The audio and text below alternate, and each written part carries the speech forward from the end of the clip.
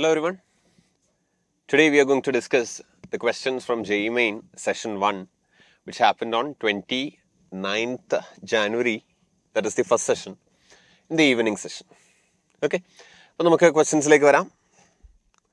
ആദ്യത്തെ question number 1, section A. Substance A has atomic mass number 16 and a half-life of 1 day. Another substance has atomic mass number 32 and half-life of half day. Both A and B simultaneously undergo radioactivity at the same time with initial mass 320 grams each. How many total mass of A and B combined would be left after 2 days? Mass ആണോ അല്ല, total number of atoms ആണ് വേണ്ടത്. അപ്പോൾ initially നമുക്കൊന്ന് ആലോചിച്ച് നോക്കാം. A and B അല്ലേ,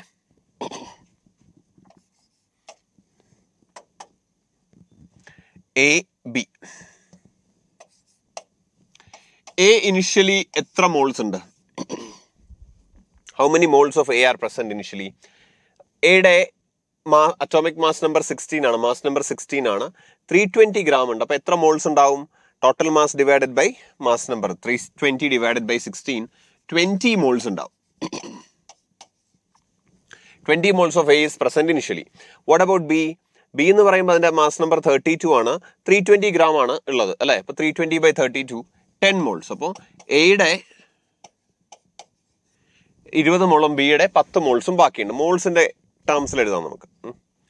അപ്പോൾ അങ്ങനെയാണെങ്കിൽ 2 ദിവസം കഴിയുമ്പോൾ, ഓക്കെ, 2 ദിവസം എന്ന് പറയുമ്പോൾ എത്ര ഹാഫ് ലൈഫ്സ് ആണ്? നമ്പർ ഓഫ് ഹാഫ് ലൈഫ്സ് എത്രയാ? 2 ദിവസം എന്ന് പറയുമ്പോൾ ഫസ്റ്റ് വൺ എയുടെ half life it is 1 day. അപ്പോൾ 2 ദിവസം എന്ന് പറയുമ്പോൾ 2 half lives.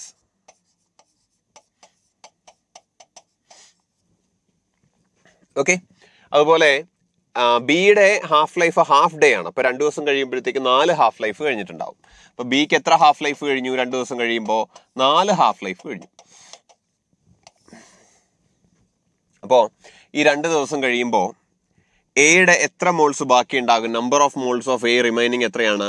Initial number of moles divided by 2 half life കഴിഞ്ഞാൽ 2n അല്ല, n ഹാഫ് ലൈഫ് കഴിയുമ്പോഴത്തേക്ക് 2n ഫോർമുലയിലാണ് 2n കൊണ്ടാണ് ഡിവൈഡ് ചെയ്യേണ്ടത് അല്ലേ. അപ്പോൾ അങ്ങനെയാണെങ്കിൽ ഈ കേസിൽ 2 ഹാഫ് ലൈഫ് കഴിയുമ്പോൾ 2 കൊണ്ട് ഡിവൈഡ് ചെയ്യാം. അപ്പോൾ എത്രയാണ്? It is 20/4. എത്രയാണ്? 5 മോൾസ്. ഇനി what is the number of moles of B remaining? ബിയുടെ നമ്പർ ഓഫ് മോൾസ് എത്രയായിരിക്കും? ഇനിഷ്യലി അത് എത്ര മോൾസ് ആണ്? 10 മോൾസ് ആണ്.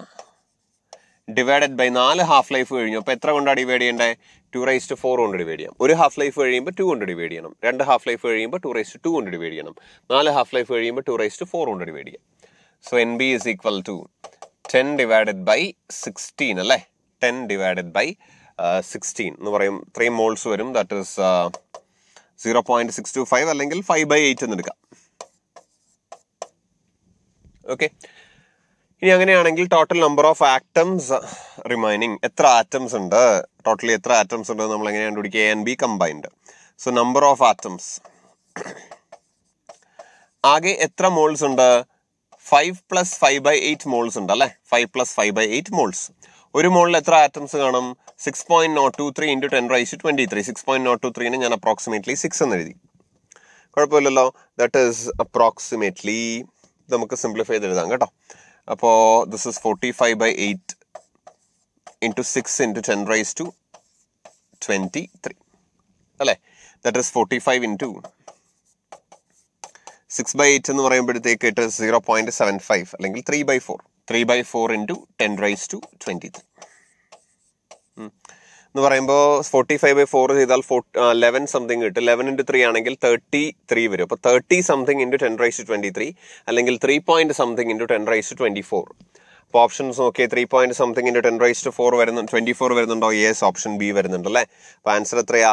3.38 × 10⁻24. That is question number 1. Question number 2ലേക്ക് വരാം. At 300 Kelvin, the RMS speed of oxygen molecules is root of alpha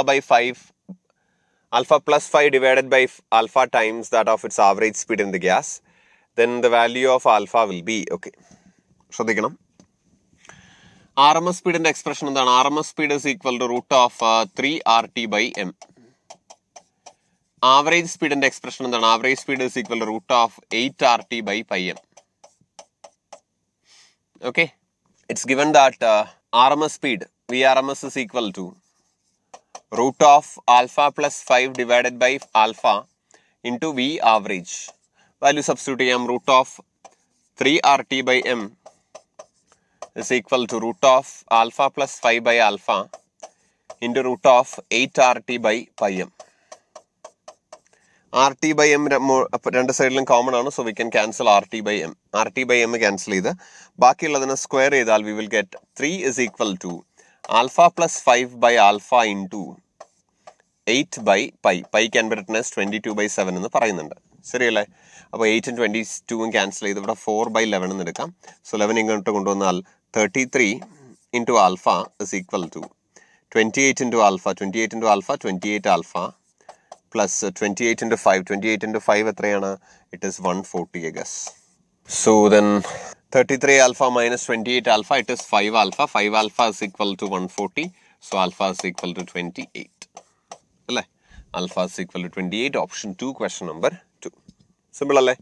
Let's move on to the next question. Ratio of de Broglie wavelength of an alpha particle and a proton accelerated from rest by the same potential is 1 by root m, then the value of ms.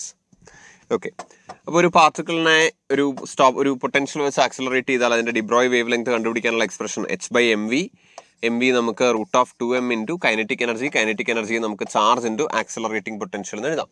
So h by root of 2m qv. അപ്പോൾ potential same ആണ്. അപ്പോൾ അങ്ങനെയാണെങ്കിൽ we can say lambda is proportional to 1 by root of m into q. ബാക്കി same ആണല്ലോ. അപ്പോൾ lambda alpha divided by lambda p is equal to root of mp qp divided by m alpha q alpha. That is equal to root of mass of proton നമുക്ക് mp എന്ന് തന്നെ കൊടുക്കാം. qp charge of proton e ആണ്. mass of alpha particle it is 4 times the mass of proton, so 4 mp. the charge of alpha particle നമുക്ക് 2e എന്ന് കൊടുക്കാം അല്ലേ? So ഇത് ക്യാൻസൽ ചെയ്താൽ 1 by root 8 എന്ന് കിട്ടും. 1 by root m എന്നാണ് പറഞ്ഞിരിക്കുന്നത്. So m is equal to അതിനകത്ത് തന്നിരിക്കുന്ന m is equal to 8 എന്നാണ് വരിക അല്ലേ? അപ്പോൾ നമ്മുടെ ആൻസർ ഏതാണ്? m is equal to 8. Option 3, question number 3. അടുത്തത്, for the given logic gates combination the correct truth table will be. ഇത് എ ആണ്. This is a NOT gate. So this is A bar. അപ്പോൾ ഇത് A ആണ്. ഇവിടെ B തന്നെ ഇങ്ങോട്ട് കൊടുത്തു. ആ ബി ഒരു നോട്ട് ഗേറ്റിലൂടെ പാസ് ചെയ്തു. This is A bar. അപ്പോൾ ഇതെന്താണ്? ഇത് ആൻഡ് ഗേറ്റ് ആണ്. അപ്പോൾ എ ബാർ ബി, ഇതെന്താണ്? A B bar. ഇത് ഓർ ഗേറ്റ് ആണ് അല്ലേ? അപ്പോൾ എക്സ് ആണെങ്കിൽ എന്തായിരിക്കും? രണ്ടിന്റെയും കൂടെ sum A bar B plus A B bar.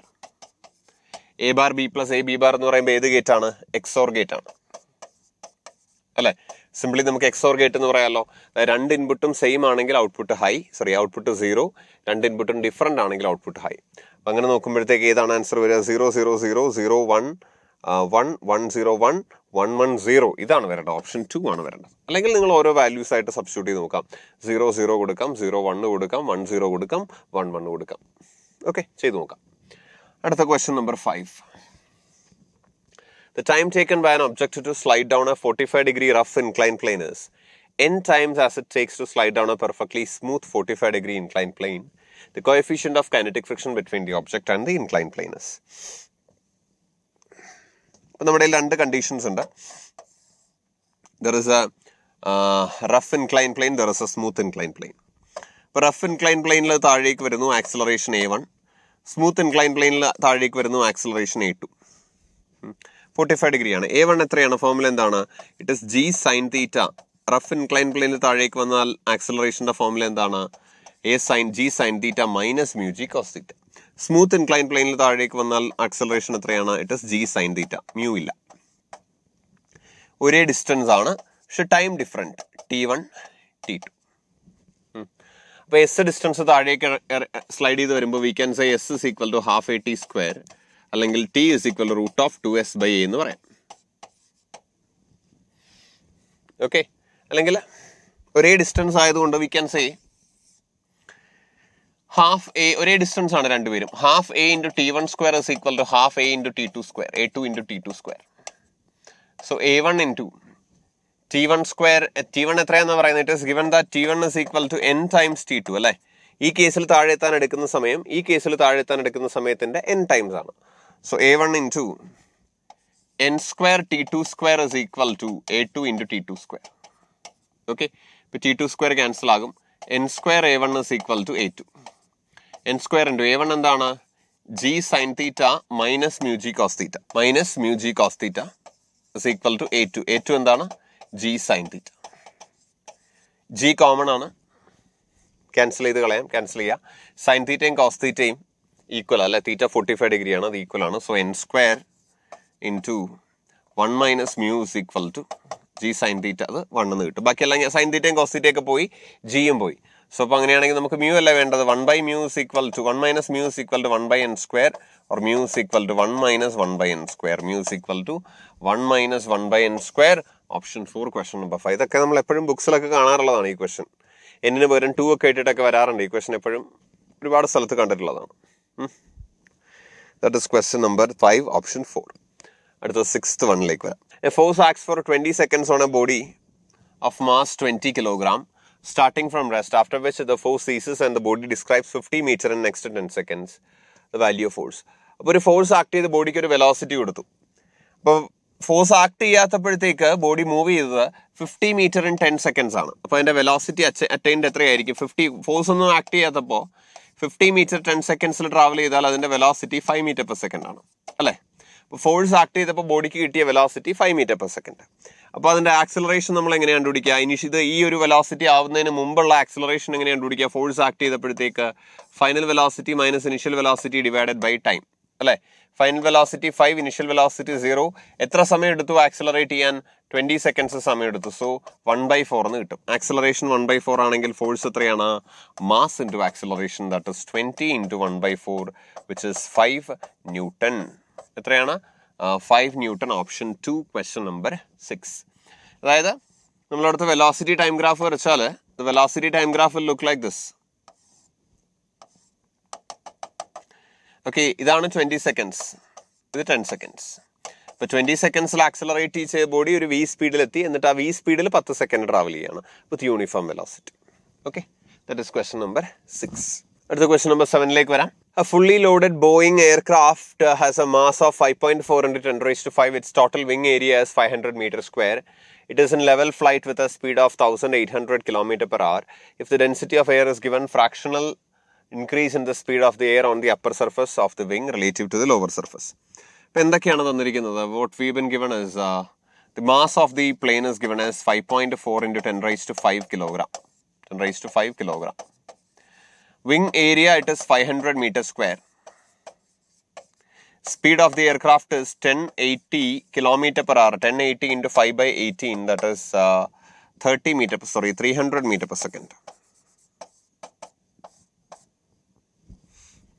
Okay, density of air is 1.2 kilogram per meter cube. Okay, we have to find the fractional change in velocity divided by fractional change in velocity in percentage. Okay. അപ്പോൾ നമുക്കറിയാം Bernoulli's principle എന്താ പറയുന്നത്? It is P plus half raw V square plus rho GH is A constant. അപ്പോൾ ഹൈറ്റിന് വലിയ വ്യത്യാസം ഇല്ലെങ്കിൽ V can say P plus half raw V square is A constant അല്ലേ? P plus half raw V square is A constant. അപ്പോൾ അങ്ങനെയാണെങ്കിൽ velocity കൂടിയിരിക്കുന്ന സ്ഥലത്ത് pressure കുറവും, ഓക്കെ, വെലോസിറ്റി കുറഞ്ഞിരിക്കുന്ന സ്ഥലത്ത് പ്രഷർ കൂടുതലുമാണ്. അപ്പോൾ അങ്ങനെയാണെങ്കിൽ ഇവിടെ ഞാൻ ഡിഫറൻഷിയേറ്റ് ചെയ്താൽ, if I am differentiating with respect to V, I will get dP by dV is equal to dP by dV plus half rho into V സ്ക്വയറിന്റെ ഡെറിവേറ്റീവ് എന്താണ്? 2V is equal to കോൺസ്റ്റന്റിന്റെ derivative എത്രയാണ്? 0. അപ്പം ഇങ്ങനെയാണ് നമുക്ക് കിട്ടുക, ശരിയല്ലേ? അപ്പം അങ്ങനെയാണെങ്കിൽ dP is equal to half rho into 2V d, half cancel ആയല്ലോ, ഹാഫ് ക്യാൻസൽ ആയിപ്പോയി. പിന്നെ എന്താണ് കിട്ടുക? Rho V into D V എന്ന് നമുക്ക് പറയാം. ഒരു മൈനസ് സൈൻ ഉണ്ട്. Minus indicates that when pressure is increasing velocity is decreasing or the other way around. അപ്പോൾ നമുക്ക് പറയാം ആ ഡി പി ഇൻറ്റു ഏരിയ. അപ്പോൾ എം ജി എന്ന് പറഞ്ഞാൽ എന്താ? വെയിറ്റ് എന്ന് പറഞ്ഞാൽ എന്താണ്? വെയിറ്റ് ഇസ് ഈക്വൽ ടു ആ pressure difference into area.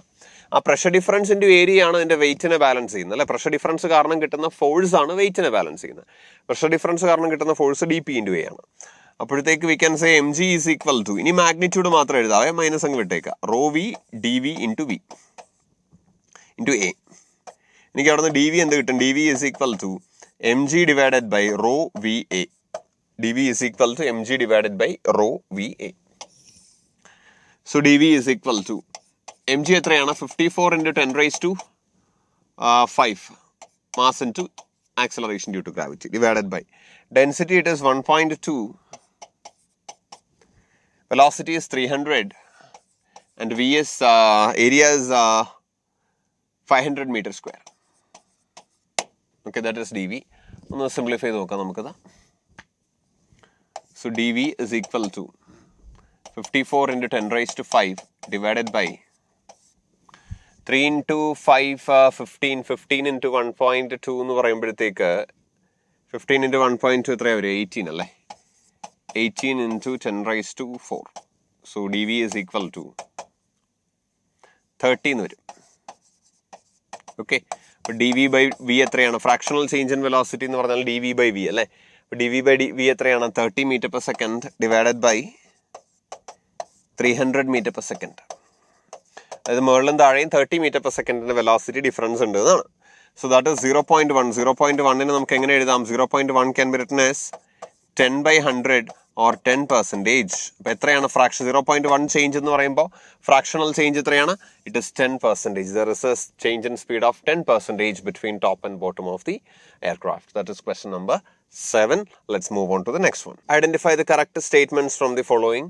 Work done by a man in lifting a bucket out of a well by means of a rope tied to the bucket is negative. ശരിയാണോ? ഒരിക്കലും അല്ല. കാരണം അവിടെ this is the bucket. ബക്കറ്റിൽ apply ചെയ്യുന്ന tension മുകളിലേക്കാണ്, ബക്കറ്റിന്റെ displacement മുകളിലേക്കാണ്. സോ ഫോഴ്സ് ആൻഡ് ഡിസ്പ്ലേസ്മെന്റ് ഒരേ ഡയറക്ഷനാണ്. Work done is positive. ഇത് തെറ്റാണ്.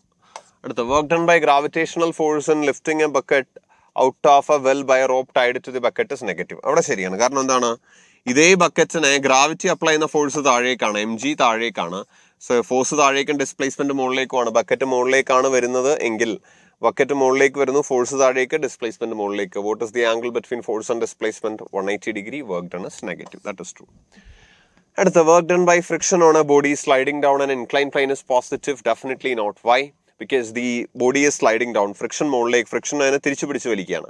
അപ്പോൾ ബോഡി സ്ലൈഡ് ചെയ്യുമ്പോൾ എങ്ങോട്ടാണോ ബോഡി മൂവ് ചെയ്യുന്നത് അതിന് ഓപ്പോസിറ്റ് ഡയറക്ഷനിലാണ് ഫ്രിക്ഷൻ ആക്ട് ചെയ്യുന്നത്. So work done is negative. Positive അല്ല, തെറ്റാണ്. അടുത്ത work done by an applied force on a body moving on a rough horizontal plane with uniform velocity is 0. Rough horizontal plane എന്ന് പറഞ്ഞാൽ body എന്തായാലും അവിടെ ബോഡിയുടെ ഡയറക്ഷൻ്റെ അതേ ഡയറക്ഷനിൽ നമ്മളൊരു ഫോഴ്സ് കൊടുത്താലേ പറ്റുള്ളൂ അല്ലേ? ഫ്രിക്ഷൻ ഓവർകം ചെയ്യാൻ ഒരു ഫോഴ്സ് കൊടുത്താലേ പറ്റുള്ളൂ. അപ്പോൾ വർക്ക് ഡൺ എന്തായാലും 0 അല്ല. അടുത്തത് work done by air resistance on an oscillating pendulum is negative. അത് ശരിയാ. കാരണം എന്താ? പെൻഡുലം ഇങ്ങനെ ഓസിലേറ്റ് ചെയ്യുമ്പോൾ ഓരോ തവണ പെൻഡുലം എങ്ങോട്ടാണോ മൂവ് ചെയ്യുന്നത് അതിന് ഓപ്പോസിറ്റ് ആയിട്ടാണ് എയർ റെസിസ്റ്റൻസ് ആക്ട് ചെയ്യുക അല്ലേ? വെലോസിറ്റി ഏത് ഡയറക്ഷനിലാണോ അതിന് ഓപ്പോസിറ്റ് ആയിട്ടാണ് ആക്ട് ചെയ്യുക. അപ്പോൾ എന്തായാലും work done throughout negative ആയിരിക്കും. So we can say B and E are the correct options. അപ്പോൾ ഓപ്ഷൻ 1 ആണ് നമ്മുടെ ആൻസർ എന്ന് പറയാം അല്ലേ? That is question number 8. Question number 9 വരാം. An object moves at a constant speed along a circular path horizontal plane with center at the origin. When the object is at x is equal to 2, its velocity is minus 4 j cap. ഒരു circular path ആണ്.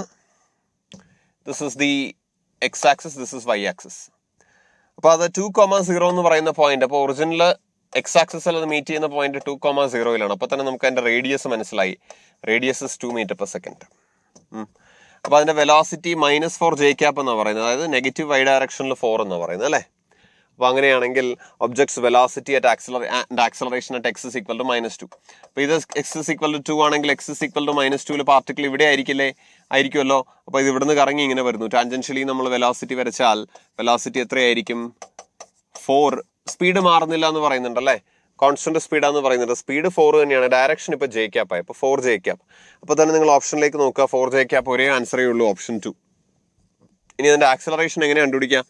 Acceleration constant സ്പീഡിൽ circular പാത്തിൽ move ചെയ്താൽ അതിന് centripetal acceleration മാത്രമേ ഉണ്ടാവുള്ളൂ. v²/r. v എത്രയാണ്? 4 ആണ്. So 4² 16 divided by r. r എത്രയാണ്? 2 meter. സോ 16 ആണ് കേട്ടോ. 16/2 എത്രയാണ്? 8. എങ്ങോട്ടാണ് centripetal acceleration? It will be towards the centre. So acceleration vector ഫോമിൽ എഴുതിയാൽ we can say vector acceleration vector is equal to 8. എങ്ങോട്ടാ? I cap, positive X direction. ഇവിടെ ആയിരുന്നപ്പോഴത്തേക്ക് ആക്സലറേഷൻ ഇങ്ങോട്ടാണ്. ഇവിടെ ആയിരിക്കുമ്പോൾ acceleration is towards right. That is 8i meter per second square. That is question number 9. Let's move on to 10th one. A point charge 2 × 10⁻² coulomb is moved from P to S in a uniform electric field 30 Newton per coulomb. Okay.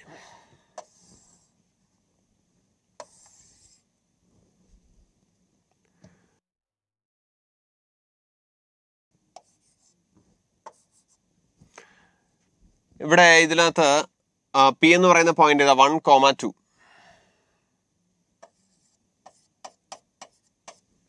P എന്ന് പറയുന്ന point ഏതാണ് 1,2. S ഏതാ? This is P, this is S. S ഏതാണ് 0,0. അപ്പോൾ നമ്മുടെ electric field എങ്ങോട്ടാണ്? Electric field 30 along the positive x direction. Yes, electric field ഇങ്ങോട്ടാണ്.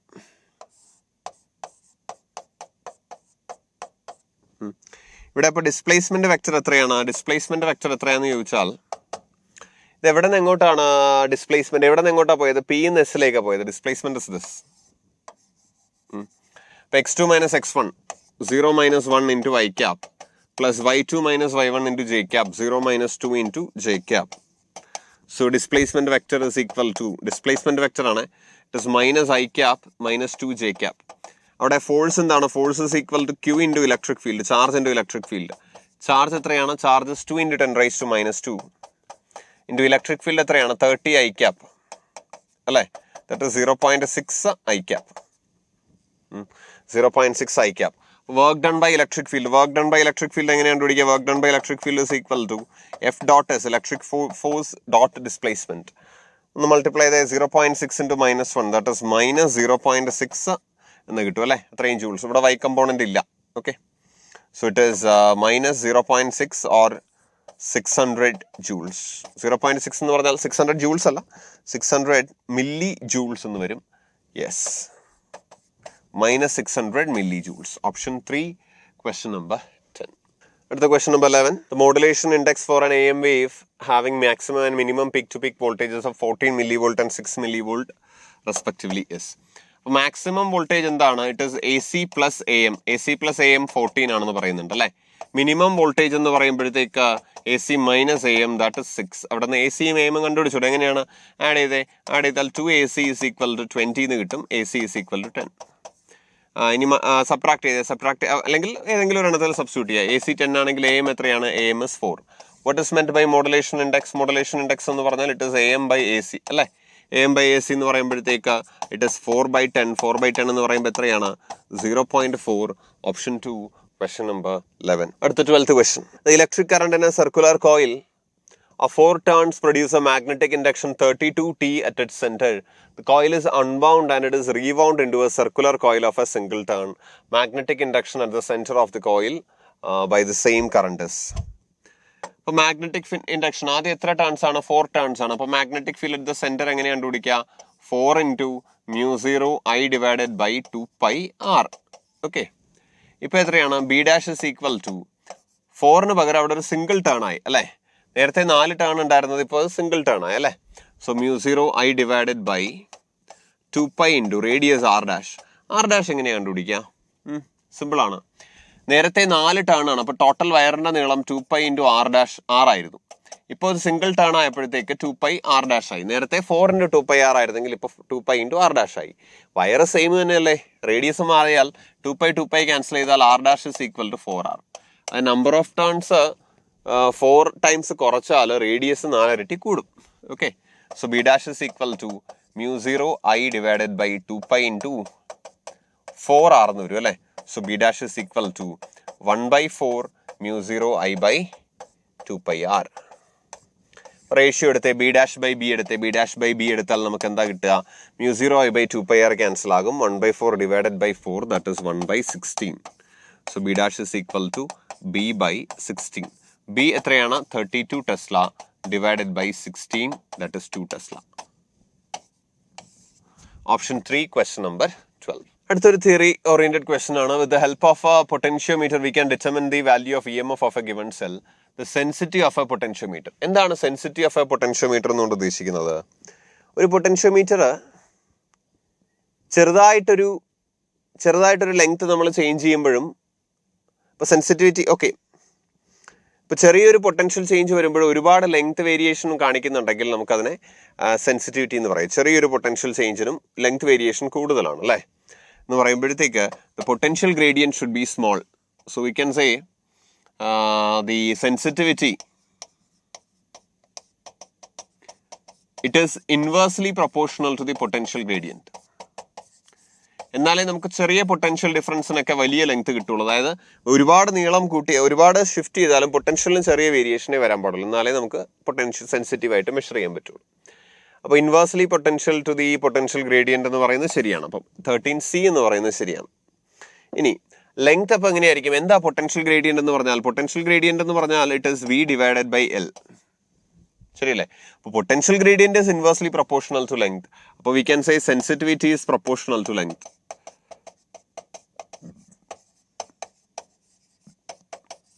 Okay, അപ്പോൾ നല്ല ലെങ്ത് ഉള്ള പൊട്ടൻഷ്യോമീറ്റർ ആണെങ്കിൽ എനിക്ക് പൊട്ടൻഷ്യൽ ഗ്രേഡിയന്റ് കുറവായിരിക്കും. അപ്പോൾ പൊട്ടൻഷ്യൽ ചെറുതായിട്ട് ചേഞ്ച് ചെയ്താലും ലെങ്ത്തിന് നല്ല വേരിയേഷൻ വരും. അപ്പോൾ ലെങ്ത് വേരിയേഷൻ വരുമ്പോൾ നമുക്ക് മനസ്സിലാകും. അപ്പോൾ ആൻസർ ഏതൊക്കെയാണ്? A and C only. Option 2, question number 13. അടുത്ത 14.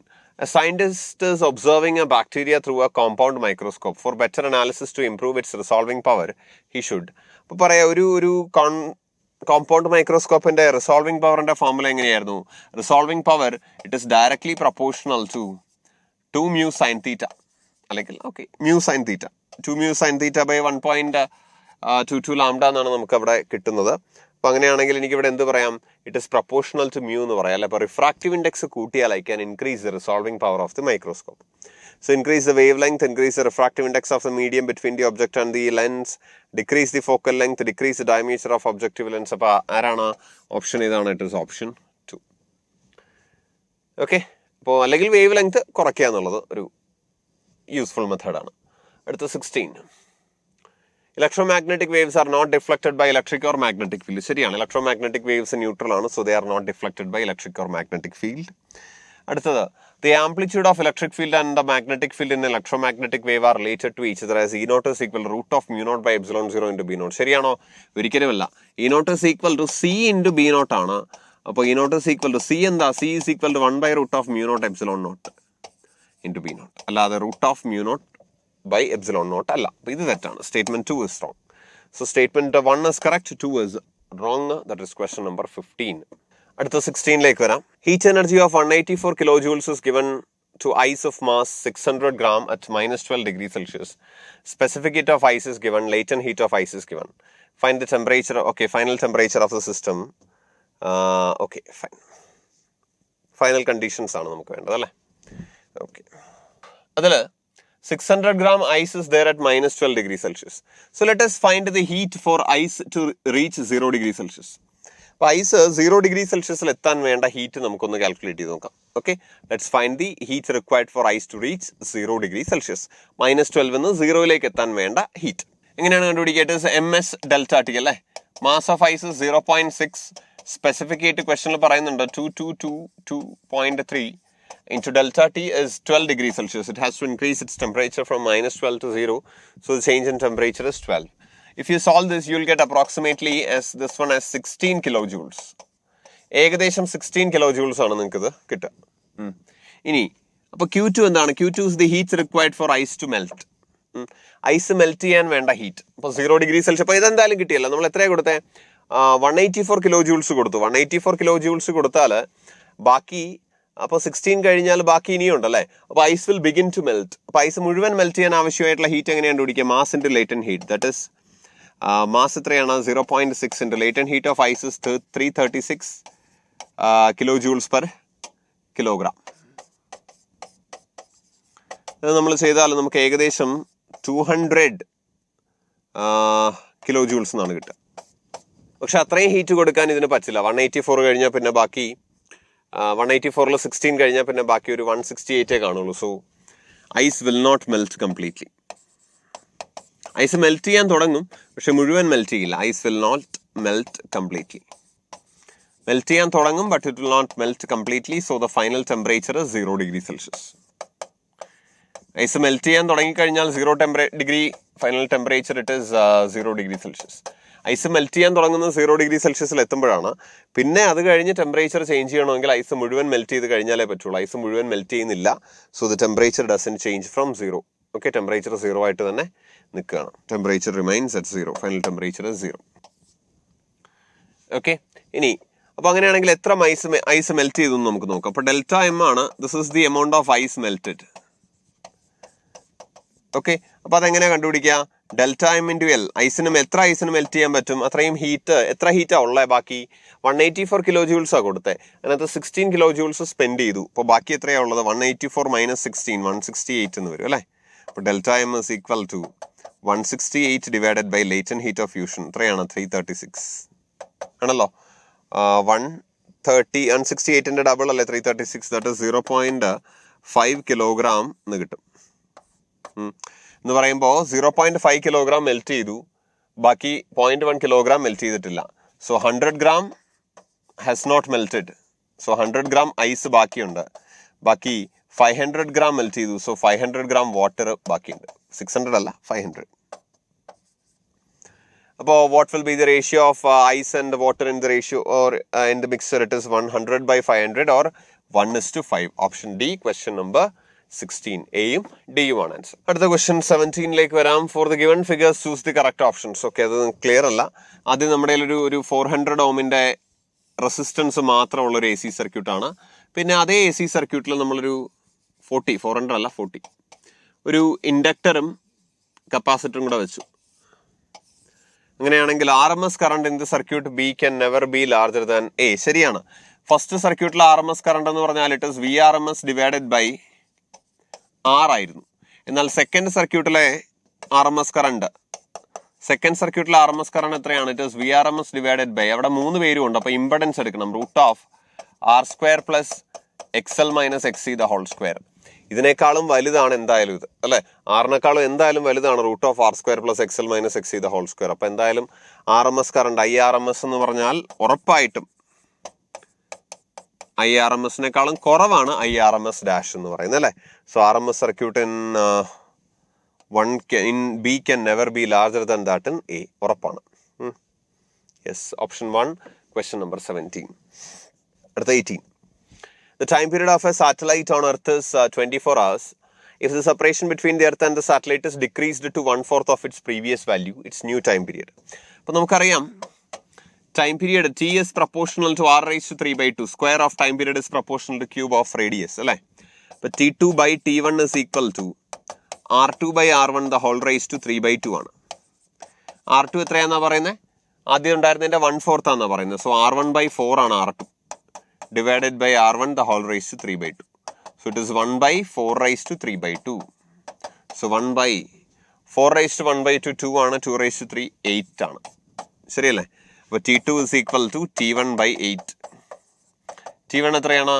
24 hours divided by 8. 24 hours divided by 8 എത്രയാണ്? It is 3 hours. Option 4, question number 18, 3 hours. Okay. So that is question number 18, option 4. അടുത്തതിലേക്ക് വരാം. 19. The equation of a circle is given by x² plus y² is equal to a² where a is the radius. Equation is modified to change the origin other than 0,0. Then find out the correct dimensions. ബാക്കിയൊന്നും നോക്കേണ്ട കാര്യമില്ല. ഇതിന്റെ equations നോക്കിയാൽ മതി. x minus at the whole square plus y minus t/b the whole square is equal to a². അപ്പോൾ ഇത് 3 distance quantities ആണ്. എക്സും വൈയും എയും ഡിസ്റ്റൻസ് ക്വാണ്ടിറ്റീസ് ആണ്. അപ്പോൾ അങ്ങനെയാണെങ്കിൽ എക്സിന്റെ ഡയമെൻഷനും ATയുടെ ഡയമെൻഷനും ഈക്വൽ ആയിരിക്കും a into dimension of t. എക്സിന്റെ ഡയമെൻഷൻ L ആണ്. a ഇൻറ്റു ടിയുടെ ഡയമെൻഷൻസ് ക്വസ്റ്റനിൽ T⁻⁻1 എന്നാണ് പറഞ്ഞിരിക്കുന്നത്. അപ്പോൾ ടൈം ആയിരിക്കണം എന്നില്ല, വേറെ ഏതെങ്കിലും ക്വാണ്ടിറ്റി. ടൈമിന്റെ റെസിപ്രോക്കലാണ്. So T⁻⁻1. സോ എയുടെ ഡയമെൻഷൻ എന്താണ്? ഇറ്റ് ഇസ് L T⁻1 അല്ലെ. L⁻1 T⁻1. അപ്പോൾ തന്നെ നമുക്ക് ഏതാന്ന് പറയാം? ആൻസർ ഓപ്ഷൻ 2 ആണെന്ന് പറഞ്ഞൂടെ? യെസ്, മറ്റൊന്നും നോക്കണമെന്നില്ല. ഇനി മറ്റോടെ നോക്കിയാൽ y മൈനസ് T/b ആണ്. അപ്പോൾ വൈയുടെ ഡയമെൻഷനും T/bയുടെ ഡയമെൻഷനും ഈക്വൽ ആണ്. So we can say dimension of B എന്താണ്? Dimension of B is equal to dimension of T into dimension of y⁻1. y ഇപ്പുറത്തേക്ക് വരുമ്പോൾ ഡയമെൻഷൻ ഓഫ് ടി T⁻1 ആണ്. ഡയമെൻഷൻ ഓഫ് y L ആണ്. L⁻1. സോ L⁻1 T⁻1 അതും matching ആണ്. Option 2, question number 19. അടുത്ത question number 20. ഈ question നമ്മൾ എപ്പോഴും നമ്മുടെ സ്റ്റഡി മെറ്റീരിയലൊക്കെ ഉള്ളതാണ് കേട്ടോ. ഈ ക്വസ്റ്റ്യൻ നമ്മൾ എപ്പോഴും കാണാറുള്ള ഒരു ടൈപ്പ് ക്വസ്റ്റ്യനാണ്. Square loop of area 25 centimetre. Area 25 centimetre ആണ്. സ്ക്വയർ ലൂപ്പ് ആണെങ്കിൽ സൈഡ് എത്രയായിരിക്കും? Side 5 centimetre. Has A resistance of 10 ohm. Loop is placed in a uniform magnetic field of magnitude 40 Tesla. Plane of the loop is perpendicular to the magnetic field. Work done by in pulling the loop out of the magnetic field slowly is. But here there is a region of magnetic field. But a magnetic field ഉണ്ട് which is perpendicular to the plane. ഇവിടെ എല്ലായിടത്തും ഒരു loop ഇങ്ങനെ ഇരിപ്പുണ്ട്. ആ ലൂപ്പിനെ വലിച്ച് പുറത്തേക്ക് എത്തിക്കാൻ നമ്മൾ എത്ര വർക്ക് ചെയ്യണം എന്നാണ്. അപ്പൊ ശ്രദ്ധിക്കണം, ലൂപ്പ് പുറത്തേക്ക് ഇറങ്ങുമ്പോഴത്തേക്ക് while the loop is moving out, അതിന്റെ ഡിസ്പ്ലേസ്മെന്റ് എല്ലിന് ഈക്വൽ ആണ്. ശരിയല്ലേ? ഡിസ്പ്ലേസ്മെന്റ് എല്ലിന് ഈക്വൽ ആണ് വെലോസിറ്റി. ഓക്കെ, വെലോസിറ്റി നമ്മൾ വി എന്നെടുത്തു. ഇപ്പൊ ടൈം ടേക്കൺ 1 സെക്കൻഡിലാണ് അത് പുറത്തേക്ക് എടുത്തത്. അപ്പൊ അതിന്റെ വെലോസിറ്റി നമുക്ക് എന്ത് പറയാം? It is L divided by T, that is 5 centimetre. 5 × 10⁻² divided by 1. So velocity എത്രയാണ്? 5 × 10⁻². അപ്പൊ അങ്ങനെയാണെങ്കിൽ അതിനകത്തൊരു കറണ്ട് ഉണ്ടാവും. ഓക്കെ, കറണ്ട് നമുക്ക് ഐ എന്ന് എടുക്കാം. ഇങ്ങനെ ഒരു കറണ്ട് അതിനകത്ത് ഉണ്ടാവും.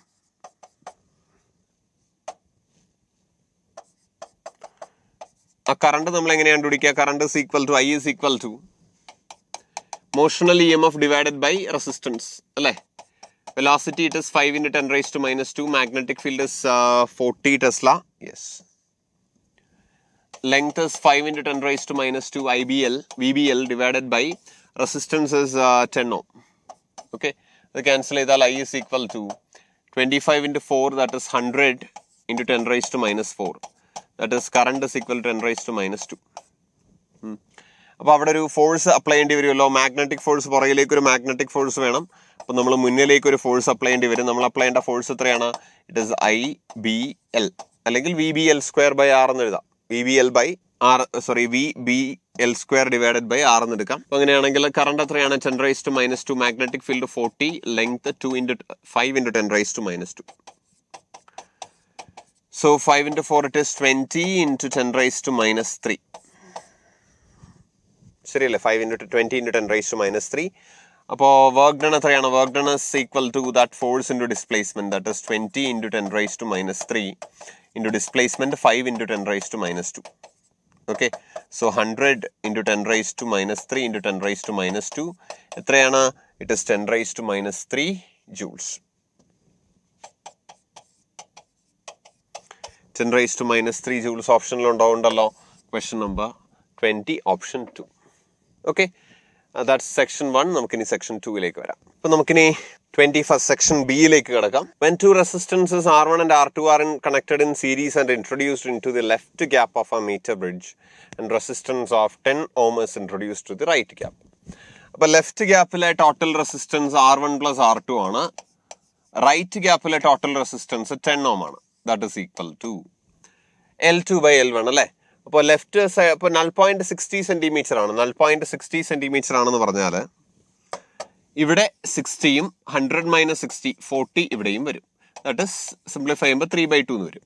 അപ്പോൾ R1 + R2 is equal to 3/2 × 10 എന്ന് പറയുമ്പോൾ എത്രയാണ് വരിക? 15 ohm. അപ്പോൾ R1 + R2 കിട്ടി. ഇനി പാരലലായിട്ട് കണക്ട് ചെയ്തിട്ട് ഇതേ പരിപാടി ചെയ്താൽ, പാരലലായിട്ട് കണക്ട് ചെയ്താൽ effective resistance R1 R2/R1 + R2 ആണ്. ഇപ്പൊ ലെഫ്റ്റ് ഗ്യാപ്പിൽ നമ്മൾ ഇത് വെച്ചു. എന്നിട്ട് റൈറ്റ് ഗ്യാപ്പിൽ എത്രയാ വെച്ചേ? റൈറ്റ് ഗ്യാപ്പിൽ 3 ohm വെച്ചപ്പോഴത്തേക്ക് ബാലൻസിങ് ലെങ്ത് എത്രയാ കിട്ടിയേ?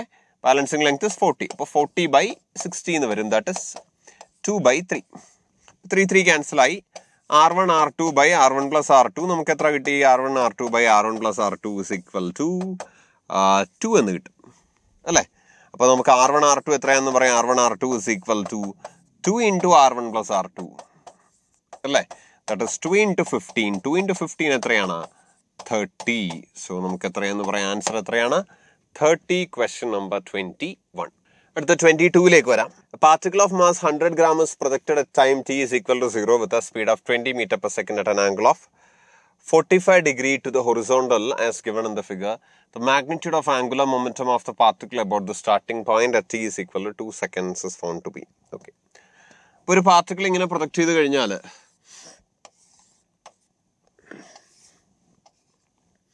ഒരു പോയിന്റിൽ അത് ഇവിടെ എത്തിയപ്പോൾ അതിനകത്ത് ആക്ട് ചെയ്യുന്ന വെയിറ്റ് mg ആണ്. അതിന്റെ എക്സ് കോർഡിനേറ്റ് x ആണ്. അപ്പോൾ അങ്ങനെയാണെങ്കിൽ torque acting on the particle it is force in the perpendicular distance mg × x അല്ലേ? അപ്പോൾ ടോ എന്ന് പറഞ്ഞാൽ it is dl/dt that is equal to mgx. x എന്താണ്? It is vx × t.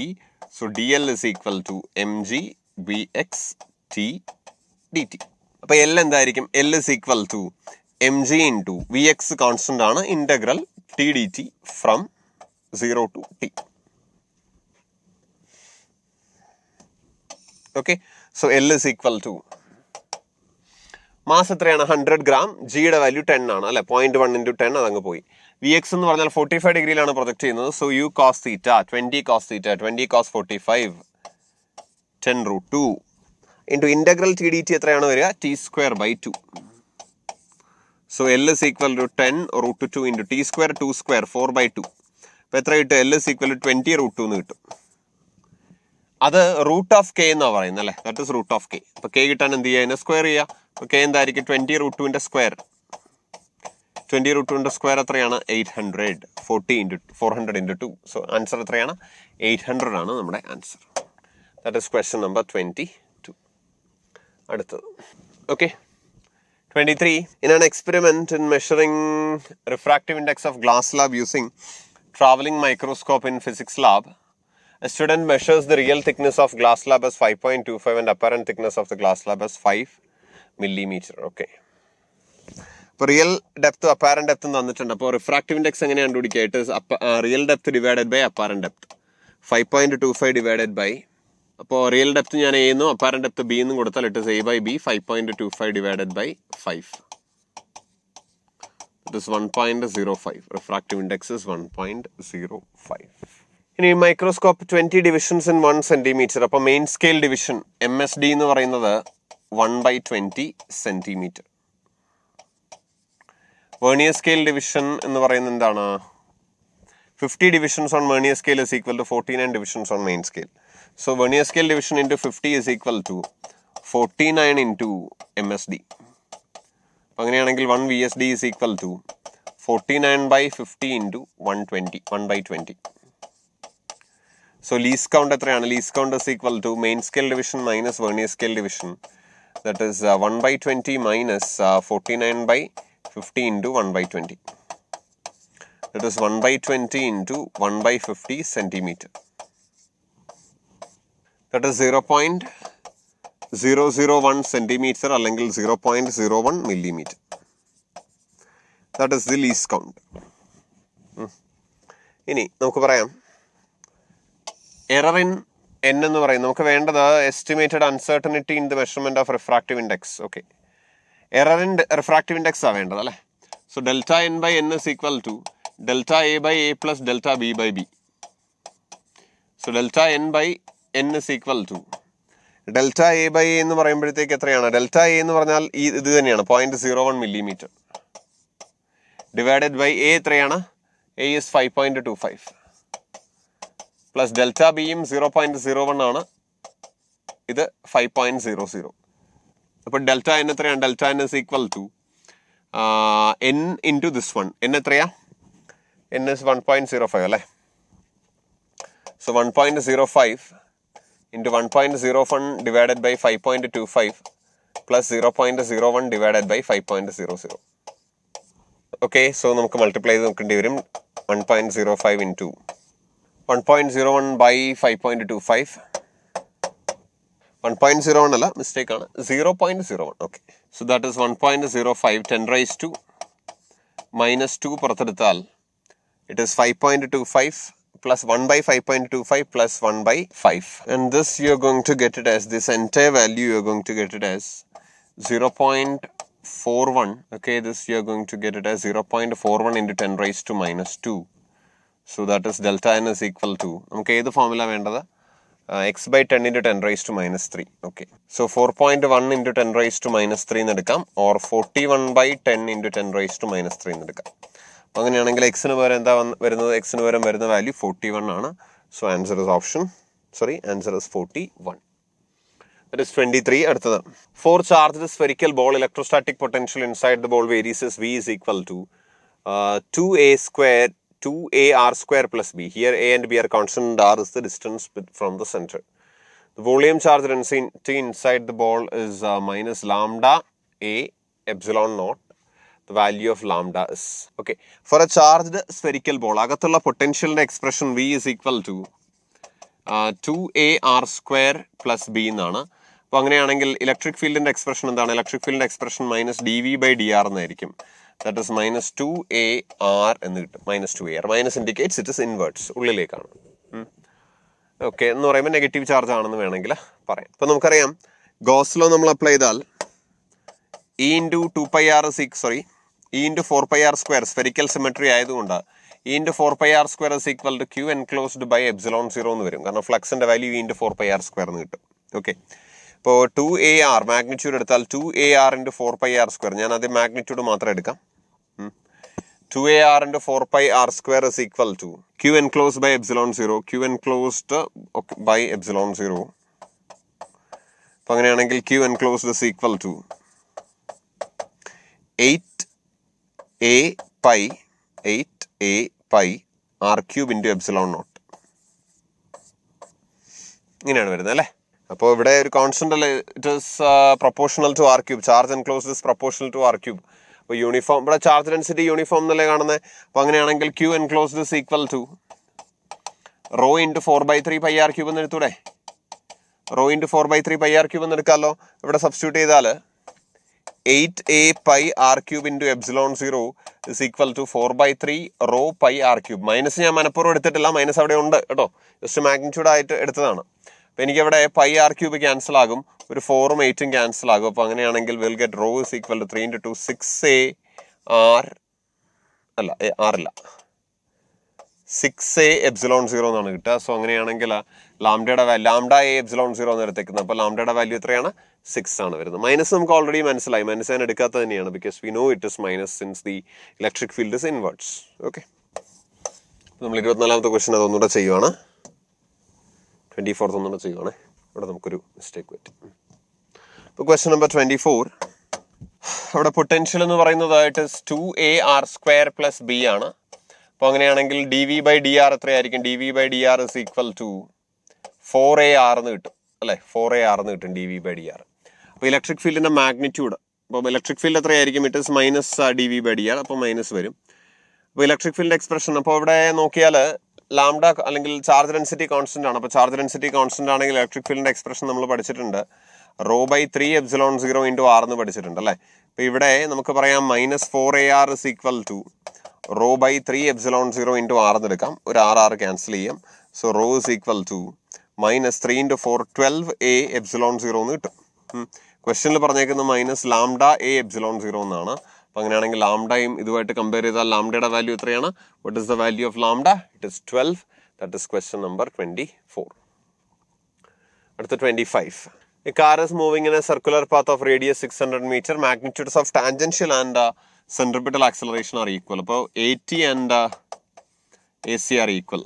Tangential acceleration എന്ന് പറഞ്ഞാൽ it is dv by dt. Centripetal acceleration it is v square by r. അപ്പോൾ നമുക്കിവിടെ വേണ്ടത് time taken by the car to complete first quarter of revolution. Okay, initial speed തന്നിട്ടുമുണ്ട്. അപ്പോൾ ഈ dv by dt can be written as v into dv by ds, where s is the distance covered. That is equal to v square by r അല്ലേ. അപ്പോൾ അങ്ങനെയാണെങ്കിൽ ഒന്ന് rearrange ചെയ്താൽ dv by v is equal to ds divided by r എന്ന് നമുക്ക് കിട്ടും. dv divided by v is equal to ds divided by r. അപ്പോൾ ഇതിനെ നമ്മൾ ഇൻ്റഗ്രേറ്റ് ചെയ്താൽ integral dv by v is equal to 1 by r into integral ds. Okay, initially distance 0 ആണ്. ഒരു quarter കഴിയുമ്പോഴത്തേക്ക് അല്ലെങ്കിൽ 0 to x എന്ന് എടുക്കാം, 0 to s എന്ന് എടുക്കാം. എസിന്റെ വാല്യൂ നമുക്ക് അവസാനം സബ്സ്റ്റിറ്റ്യൂട്ട് ചെയ്ത് കൊടുത്താൽ മതി. dv by v integral it is varying from 0 to v അല്ലല്ലോ, initially it is varying from v0 to v. dv by v യുടെ integral it is ln v, limit apply ചെയ്താൽ ln v by v0 is equal to 1 by r into s or simply s by r. So v by v0 is equal to e raised to s by r, or v is equal to v0 into e raised to s by r.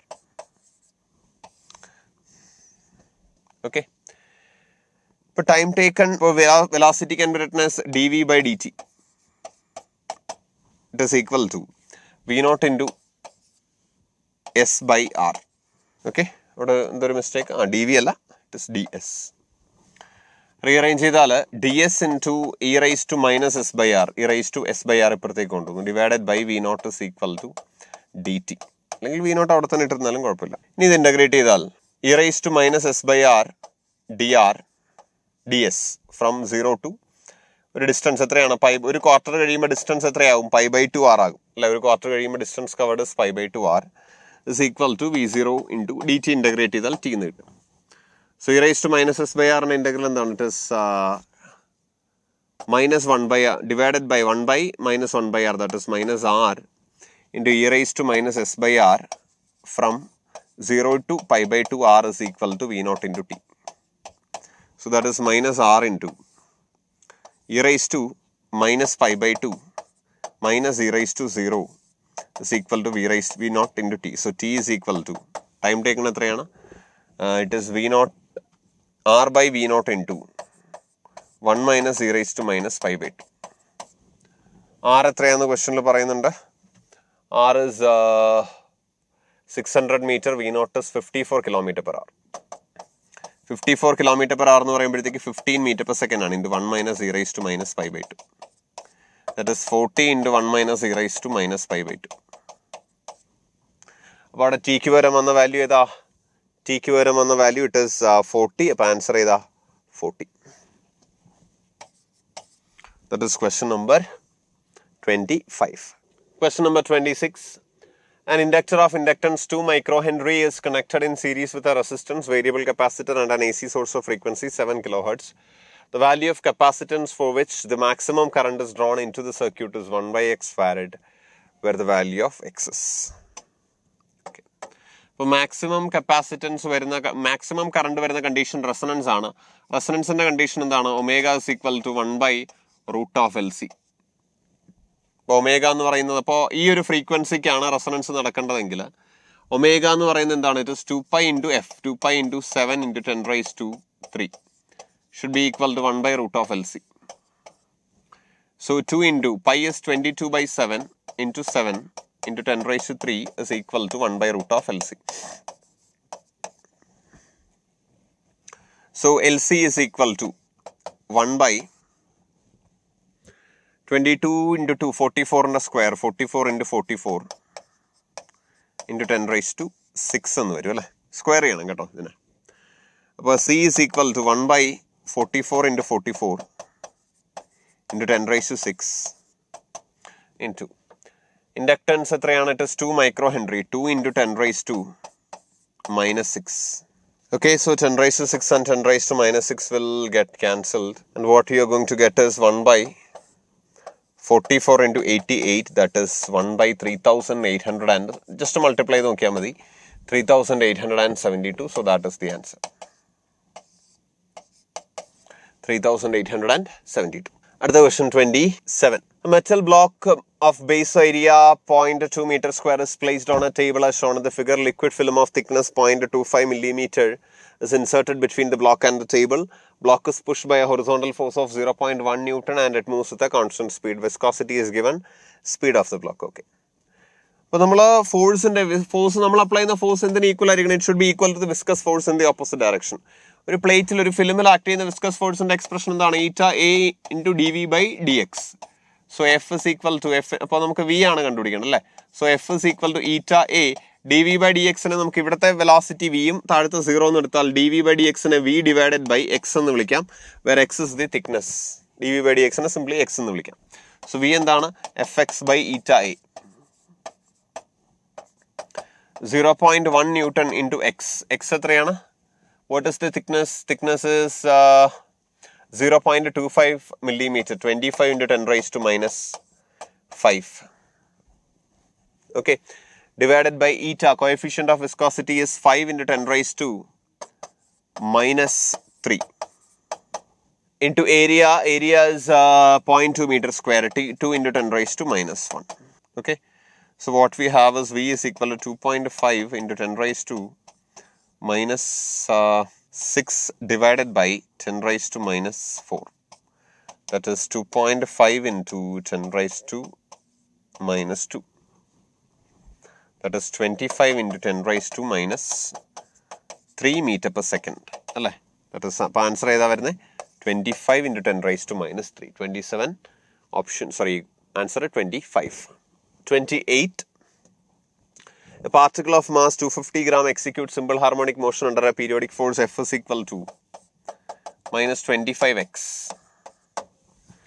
Okay, particle attains a maximum speed of 4 meter per second during oscillation. The amplitude of motion. If F is equal to minus 25 angle, we can say acceleration is F by m. 250 gram എന്ന് പറയുമ്പോഴത്തേക്ക് 25x divided by 250 gram എന്ന് പറയുമ്പോൾ 0.250 kilogram ആണ്. അല്ല അപ്പോൾ എത്രയാണ്? This is 25 divided by 0.25 എത്രയാണ്? It is minus 100x. So A is equal to minus omega square x ആയിട്ട് കമ്പയർ ചെയ്താൽ omega is 10. Omega square 100, omega 10.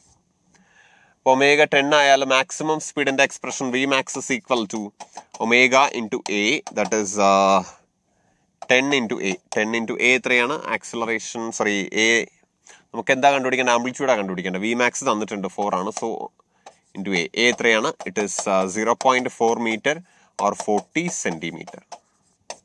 അപ്പോൾ 40 centimeter ആണ് നമ്മുടെ ആൻസർ വരിക. 28 answer 40 centimeter.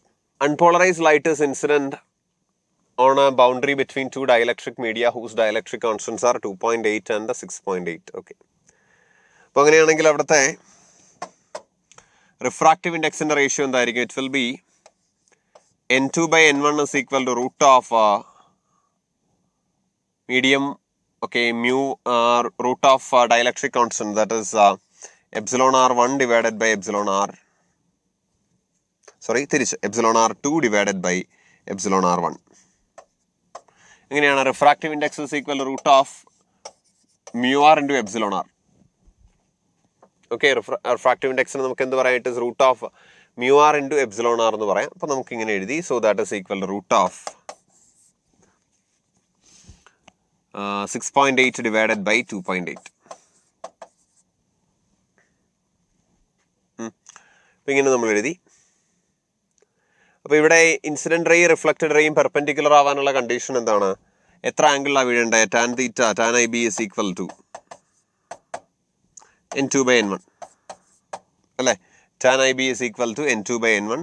So that is equal to root of 6.8 divided by 2.8. So IB is equal to tan inverse root of 6.8 by 2.8. അപ്പോൾ ഈ ഒരു ഫോമിലേക്ക് കൊണ്ടുവരണമെങ്കിൽ 6.8 നമുക്ക് 2.8 plus 4 divided by 2.8 എന്ന് എടുക്കാം അല്ലേ? So IB is equal to tan inverse 1 plus 4 by 2.8. Okay, പക്ഷെ ഇവിടെ 10 ആക്കണം അല്ലേ? 10 ആക്കണമെങ്കിൽ എന്ത് ചെയ്യാം? I B is equal to tan inverse 1 plus ഇത് ഞാൻ 4 കൊണ്ട് ഡിവൈഡ് ചെയ്താൽ 1 by 0.7 എന്ന് വരും. So I B is equal to tan inverse 1 plus 10 by 7 എന്ന് എടുക്കാം അല്ലേ? Tan inverse 1 plus root of tan inverse root of 1 plus 10 by 7. അപ്പോൾ തീറ്റയ്ക്ക് വരെ ഏതാ വരുന്നത്? 7 ആണ് വരുന്നത്. അപ്പോൾ ആൻസർ ഏതാ? 7. ഓക്കെ, mu r 1 ആണെന്ന് പറയുന്നുണ്ട് രണ്ടുപേരും. That is 29. അടുത്തത് 30th question, last one. A null point is found at 200 centimeter in a potentiometer when cell is in secondary circuit is shunted by 5 ohm. When resistance of 15 ohm is used for shunting, null point moves to 300 centimeter. The internal resistance of this cell is. ഒരു പൊട്ടൻഷ്യോമീറ്ററിൽ shunt ചെയ്യുമ്പോഴത്തേക്ക് ഒരു external resistance ഉപയോഗിച്ച് shunt ചെയ്യുമ്പോഴത്തേക്ക് നമ്മൾ balancing length എങ്ങനെയാണ് കണ്ടുപിടിക്കുക?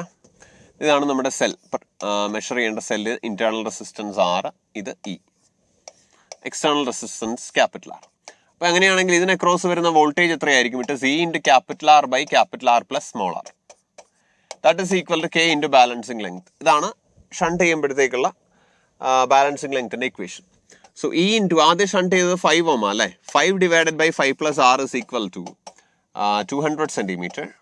അടുത്ത എത്രയാണ് ഷണ്ട് ചെയ്തത്? 15 വെച്ചാണ് ഷണ്ട് ചെയ്തത്. E into 15 by 15 plus r is equal to balancing length എത്രയാണ്? 300, k ഇൻറ്റു 300.